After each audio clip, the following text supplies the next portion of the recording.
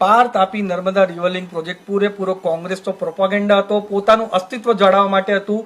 પણ આજે અમારી કેન્દ્ર સરકાર અને રાજ્ય સરકારે પાછું કીધું છે અને રિટર્નમાં પણ આપ્યું છે કે 2022 અને 23માં જ આ પ્રોજેક્ટ રદ થઈ ગયો હતો, ત્યારે પણ રિટર્નમાં આપ્યું છે અને 2025 આજની તારીખમાં પણ લેટર ઓફિશિયલી કેન્દ્ર સરકારની જલશક્તિ મંત્રાલયે આપ્યો છે કે આ પ્રોજેક્ટ ત્યારે જ 2022-23માં જ કેન્સલ કરી દીધો અને 2025માં પણ આ કેન્સલ જ છે. એ જાહેરનામું ઓફિશિયલી ડિક્લેર થઈ ગયું. એટલે આજે આ મુદ્દાનો અંત થઈ જાય છે. અને સાથે સાથે જે આ કોંગ્રેસના ધારાસભ્ય ડીપીઆર છે, ગૂગલ કરી લો ડીપીઆર છે, એ ડીપીઆરમાં પણ તમે જુઓ, જે ડીપીઆર વેબસાઇટ પર અવેલેબલ છે એ 28મી એપ્રિલ 2017નો ડીપીઆર છે, કોઈ પણ નવો ડીપીઆર નથી. એટલે જુઠ્ઠાણોનો પર્દાફાશ થયો છે. તમારા ચેનલના માધ્યમથી હું લોકોને કહેવા માંગુ છું કે આદિવાસી સમાજના લોકોના માટે હંમેશા ભારતીય જનતા પાર્ટી અને નરેન્દ્ર મોદી સાહેબ હાજર રહેશે. તમારો સર્વાંગી વિકાસ થાય એના માટે પૂરા ચિંતિત રહેશે.